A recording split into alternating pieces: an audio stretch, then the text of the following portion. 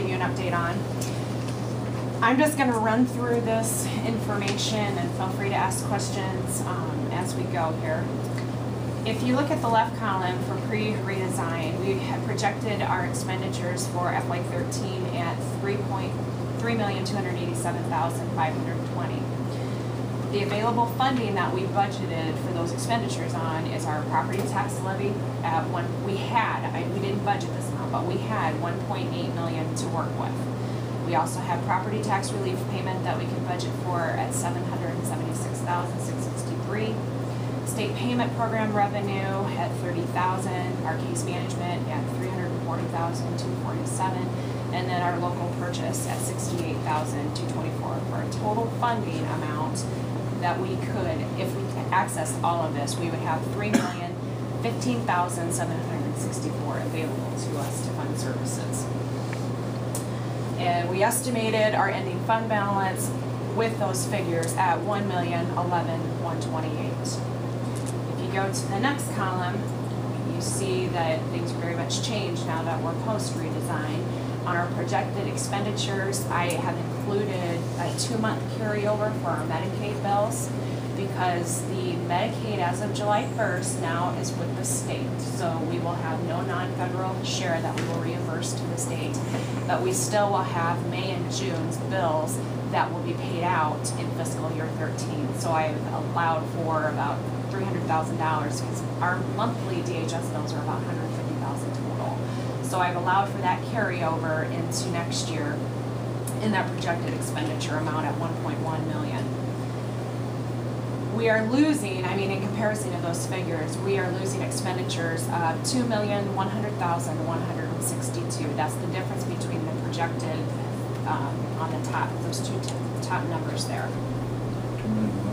$2,100,162 is what we are using for expenditures.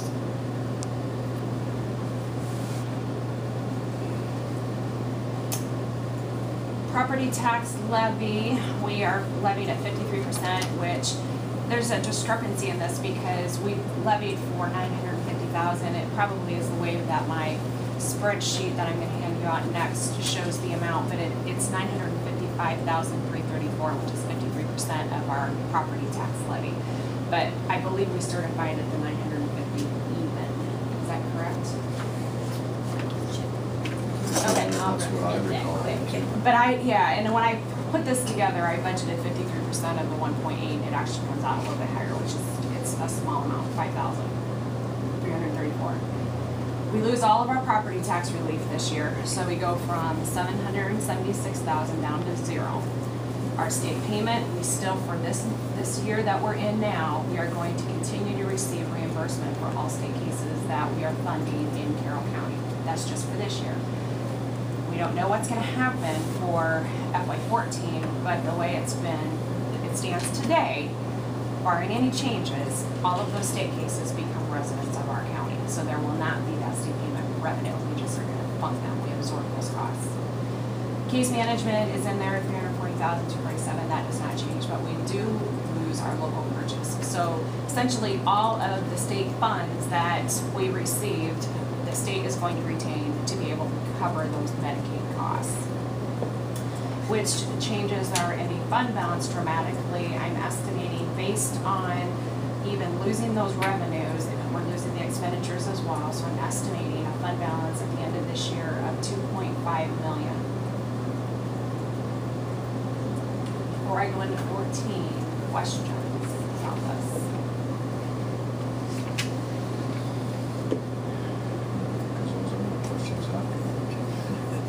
Okay. FY14 impact. I'll explain a little bit. So, here, John, I have the answer for us. Is it 950? It's 950. Okay. So you can, it doesn't change it all that much if you take out the 5,334. It doesn't change it, probably even a percentage point. So for fiscal year 2014, we are projecting the levy change at $47.28 per capita. So we will be able to raise about half of what we have in a property tax levy currently. All consumers residing in Carroll County become residents of our county for funding purposes, so that includes our mental health clients, those seeking outpatient occupational therapy services, evaluations, any kind of med management services at Plains Area Mental Health Centers. Other counties, we count ours. This does not impact us as far as Mallard View because RCFs do not, persons residing in RCFs do not gain residency in the county. There's some exclusions and an RCF is one of them. Nursing facilities, there's no settlement gains similar to, and also college students. So like Univista, I have BB University, those individuals retain settlement or residency of the counties from which they came, so they won't become ours. Work activity was a concern because of the large amount of people being funded currently in work activity services at our local provider. 58 consumers are receiving some combination of work activity, possibly with enclave services or job coaching services. A lot of these consumers are not full-time, but I projected on the high end, and if we were to pick up full-time work activity for all of these folks, it would cost us roughly $500,000 per year, so that's an increase to our costs. I think Ron has tried to convert them over to another settlement program that would be Medicaid funded. No, I did not project that, but she is working on that. She is Successful in that figure. Yes. Yes. But we have to kind of work with what we have currently and project, you know, for the worst case scenario. So this is really what I am projecting and then on. make So that adjustments to go from. So Yeah. have you had any meetings with her on that one particular? we have been emailing back and forth and have had a lot of phone conversations, not, you know, formal meetings, but I know that she is working on looking at expanding their day program if possible and enclave services so that she can position New Hope to be able to have services for everyone in some vocational capacity if work activity is not considered a core service within the region eventually. And work activity is not a core or expanded core services. No. So we could still choose not to fund it. I mean, We could choose not to fund it, or if we have all of the services in place plus the expanded core and we have funds available, then we could fund work activity for some folks that get benefits. Question. Since funding work activity is our choice, does that make a difference on the out-of-county residents that are then called ours? Can we pick and choose who we fund work activity for? You mean for this year? I'm thinking after FY14. After 14? Depends on the region that we're in, because the counties currently that, the 10 that have gotten together, there are about half of us that fund work activity and half that don't. So if you have someone from Sac, Calhoun, Ida, and Crawford, there's no work activity funding there. So if they are residing here, they're ours. I'm not sure if I'm answering your question, Neil. Yeah, you understand my question perfectly well. My passing thought was, okay, this residency thing has all changed as far as the state is concerned with this thing, but this is discretionary spending. Can we pick and Correct. choose at that point? Yes. Okay, so that would change that 58 number quite a bit, Yes. if we're our own region, that is. Okay, that's good, thank you. With the inclusion of the work activity costs based on residency, I am projecting an ending fund balance for fiscal year 14 at $2.3 million. So 197%. With the state taking over the Medicaid, that's a huge impact for us on our ending fund balance. So according to this, there must be the wrong region. Financially, yes. Being able to provide all the expanded core services could be quite a challenge for us because jail diversion programs, crisis stabilization, subacute respite services are all very costly. But I have been told by Linda Hinton that we can subcontract those services with another region if they will allow us to do so. Well, that's good news because it appeared, and we weren't sure, but it appeared that the services had to be within the region. And you couldn't use neighboring counties' services unless they were part of your region, which I thought was absurd. Definitely. differently, and if it's a service that we don't need within a region or a county, then why expend all of this money that could be going directly into services, just to say that we have a service that the state is requiring? And not only is that financially bad management, but it also is not doing any service to the people you're trying to serve. Right. It could allow a lot more services by allowing someone to jump the county down. But in the contiguous county, it's not in the region. It'd be very good for the consumers. Bill, what's the allowable growth going to be on that per capita rate? Any idea? Needs to be seen. They don't give any direction. No, and I'm glad you brought that up, because no, we don't know what the growth is going to be on that per capita amount, but I should explain to you, if you haven't read it, that there is supposed to be a subsidy for those counties that are below that 4728. For example, in Buena Vista, we are per capita at about 2850 per person. And we will be subsidized by the state up to that 4728. But for all of those counties like Carroll, that is, I believe we're about 86 per capita, we have to go down. There is no ability to raise up to that per capita amount, so we will decrease down to 4728. But it has been guaranteed in legislation that those counties that are below will be subsidized. And of course, that takes in all of your urban counties that are really low because of population. Guaranteed in the legislation, but Guaranteed by yes, guaranteed in the legislation, and that's subject to change, obviously. I'm hearing that there's going to be changes in the next legislative session, so that's probably one of the things that they're gonna take a hard look at. I think you did this right. I'm going to ask again. Sure. When you take our current levy and relate that back to per capita, what was that figure? The per capita is, 86 or 88. Oh, not even that. Our current, per capita amount, Yes. it's about 86. About 86. Yeah, I can send it to you. No, I've got it written down too. Yeah. It's around 86, I want to say 8651 or 8615, something like that. so, you know, if you want to look at the illustrations, what we did by reducing our, you know, the levy for fiscal year 13, we're actually going to be bringing in more, you know, by the 47 per capita than we are by backing it down to 53% for 13. Slightly more, not significantly, but it might be paid for some of that work activity if we so choose.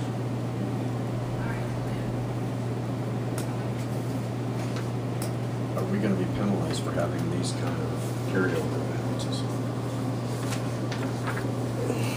I don't know how we could be penalized, because we don't have any state Is there going to be any allocations. state money No. And I'm gonna pass out, because I had changed the figures a little bit because of that case management revenue. I want you to have the most current information, Dan. So this one I worked on Thursday. Here, just go ahead. Yeah, we are, over the next 3 years, we are looking at, you know, hovering around a 200% fund balance. That's projected at 100%. And I know with the regionalization, all counties that choose to regionalize are going, it's going to be expected that you levy at the 100% amount. Just still concerned that, not so much about penalty, but just our possibility or exposure for loss. You know, if DHS assigns counties to us, because they won't assign counties to regions if they don't have a region. Yeah. We could just be assigned something. And if we're assigned to, we're by ourselves and we're assigned two counties, they could practically outvote us to determine what to do with our reserves. So that's worse than a penalty. That's a giveaway. But the double whammy I'm seeing here, we're still losing 8% every year. Okay, we're going down, you know, this fund carryover balance was good for a while. At the max, 12 years. And then we're caught the Cutting same trap services. everybody else is. Exactly. Now, does this include work activity? Yes. Yeah, it does. So, like you said before, this is what's concerned. And I also increased that amount just because of the mental health consumers. You know, it's really hard to predict how many people we're going to be funding at our local providers, but that's why I bumped the figure up a little bit so that we can capture some of that increase. And also, of course, the block grant amount.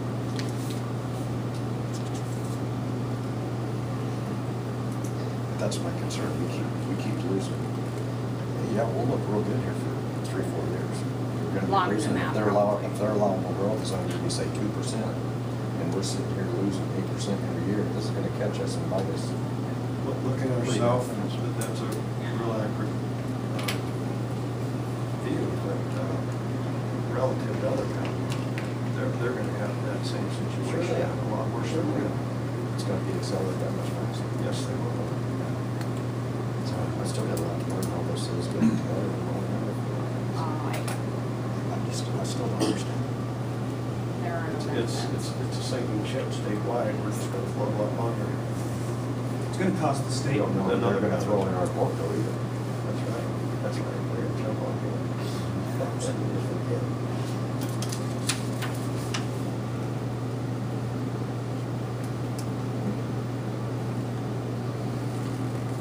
And it could cause us to make some real tough decisions, such as work activity, for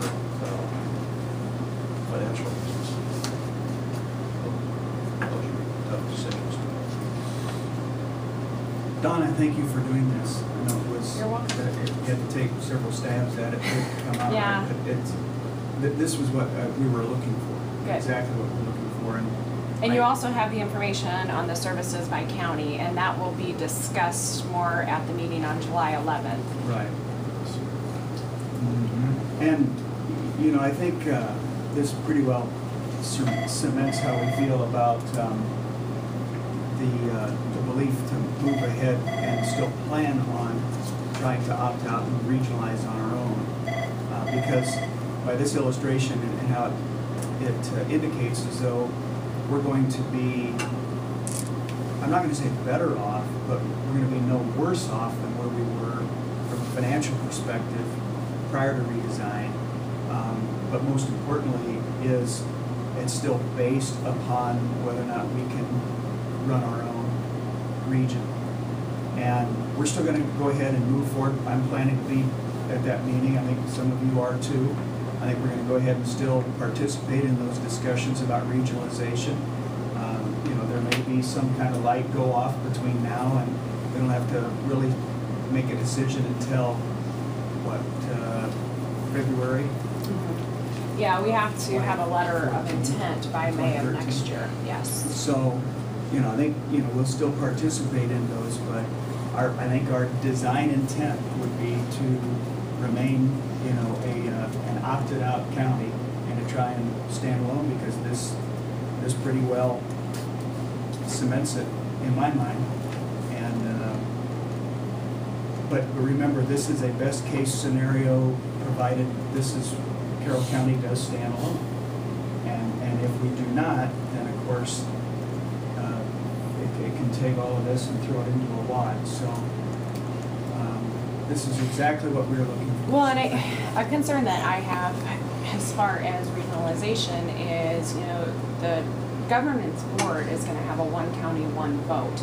So depending on how many other counties within that region, if you have 5 out of 10 counties or 7 out of 10 counties that want to pull resources, and that's one county, one vote, we're going to be sharing those dollars regardless. So it's a little risky. And that's why if we end up having to regionalize, if DHS would not approve Carroll County to stand alone, I would advocate that we look at a smaller region than the 10. As small as possible. As small as possible. I had mentioned to Mark and Jean last week that a couple of the CPCs and I were emailing back and forth about this meeting on the 11th, and there are going to be representatives at this meeting from the North Central region that is forming, and then that includes Franklin, Franklin, Hardin, Story, Marshall, Boone, Madison, I think, yeah, Webster County was in it, but they chose to go with the CSS region. They're up to 16 counties. So we're still gonna have to be at we're gonna have a representative there, that was decided on Thursday. And there's also another representative coming from Warren County, which is south of Florida. So we could be getting pretty big in our conversation. And I was told that they were just coming because it's an open meeting and it's for informational purposes, so. Well, and I agree with Mark, I think this thing, if we can stay, including the control like that, we may not have control we have, performance and certain kinds of it. The responsibility, you know, that the DHS sticks with us and other counties. The thing is, we have to do it with the Roman county, because we have to continue. So we always in the court with it. Somebody asked us, we could ask to opt out of the region if we had an opportunity. I'm not sure how that works, but that's an option. So that's some risk, but I guess this is what we could continue to do. Good planning and Control our destiny as much as we can. Just if there's certain situations here where we're not driving bus, we're out of control. Everything we get, we go. But I think the purpose of that is to make sure constituents get those services. Absolutely. And continue. I think we have provided that. Like you said, there's some counties do not have the services we have. And I agree with that. That's where I stand. We want to keep everything we got. And I appreciate you being in contact with Ron on this work. That will be a huge portion of our decision. Well, she's been very proactive and looking at the work activity and how we can position them To be able to continue to serve individuals and meet their needs if it's not a service that's offered by whatever region we join on with. it deserves to be repeated, this work activity thing. It's, from my perspective, if it's not a core service, it's not expanded core services, it's not required, and we're in a region, we can decide whether or not to do it. And since we're deciding our money, it only needs to be our Carroll County residents. So, I don't know if that's possible, but that's the perspective, that's the option I'm looking at. And that goes along with providing better service at less cost to our Carroll County people. When you did these scenarios, how much did you figure that those 30 other clients that got you going to cost us? Do you remember? 3.8. Those other counties that are that clients? Oh, look, that's included in that, only for the work activity, and the majority. Just strictly the work activity. Right, and Everyone else is Medicare. right, and all, I would say the majority of all of the other services are Medicaid funded, so the biggest impact is gonna be the work activity. There might be, we have a couple of people that we fund for 100% county SCL, but it's just really minimal. The majority of the services provided are Medicaid funded. I appreciate the fact that Ron and Mark is looking into getting these Medicaid funded similar work activity. I think what is, for me at least, easy to predict as these counties, get closer to these regionalization agreements, is every county's gonna have their own little pet services. For us, it happens to be work activity. I'm gonna use that term, pet. They're all gonna have their niche, and they're gonna be very unwilling to let those go. They're all gonna demand them. So what that's gonna do for counties is it's just going to, well, we're gonna have to add that, we're gonna have to add that, we're gonna have to add that, so on and so forth, to where they get into a final product by offering the Core Plus services. That Core Plus services is gonna be very expansive and thus expensive. And so that's another reason for me that it makes sense that we just run our own show here in Carroll County.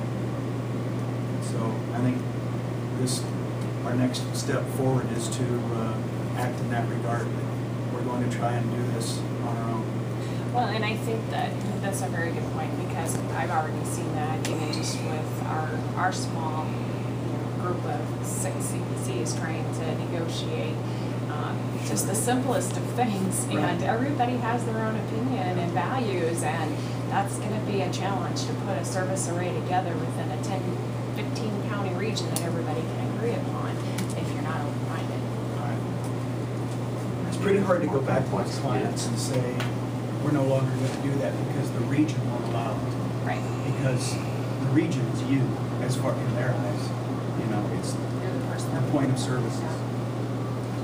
So, Be some interesting meetings. Yeah, and just one other caveat that I wanted to throw into this mix is that, did most of you attend the District 1 meeting? yes, Okay. or we did, and then Okay. we reported. And I was at District 3 on the 22nd of June, and Linda Hinton really indicated that, so this is just for your information, that it's gonna be very difficult for counties to stand alone.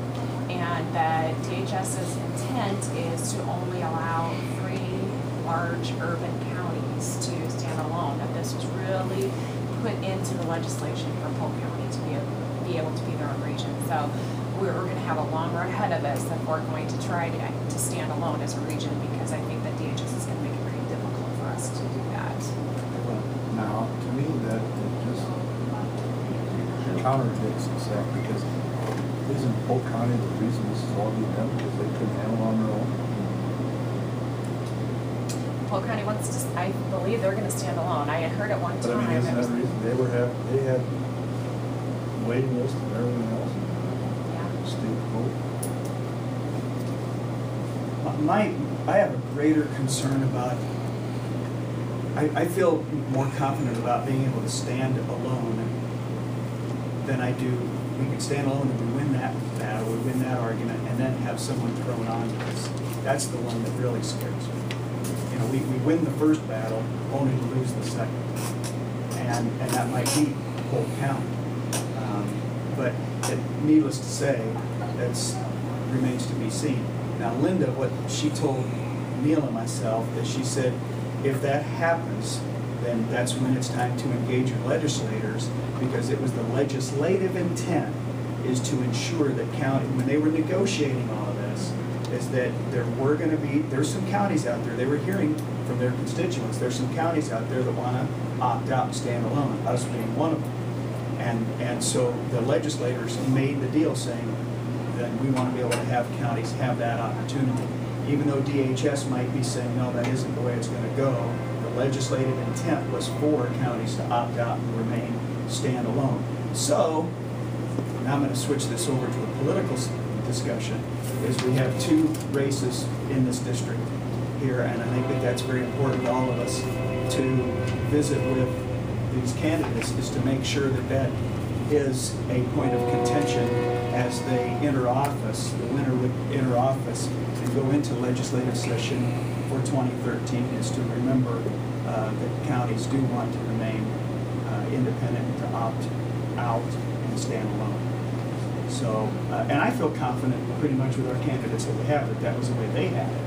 I So, talked to one of them this morning, in fact. it felt the same way. Good. DHS was given a pretty strong arm in all this thing. They were the main people involved in the committees that did the redesign. They're gonna flex their muscles in the way they should. It may take legislation to get back in order. Well, and it would have made it so much simpler if through the legislative process, they would have mandated that counties, regions have all the same services, no more, no less. Provide a state plan to the counties, regions, and then this is all that will be provided, because trying to put a region of 10 counties together when you have your pet projects that everyone's gonna fight for to keep, then that's when you're gonna have so much disconnecting within that region, and it's not gonna be solid. And I really think that they should have just mandated a statewide plan, and they could have done that without regionalizing. Sure, I agree, because that's part of the reason we did this too, is because of 99 different Yes. plans. So they could have just given us one Now, plan. we're not gonna have 99, but you may have 20.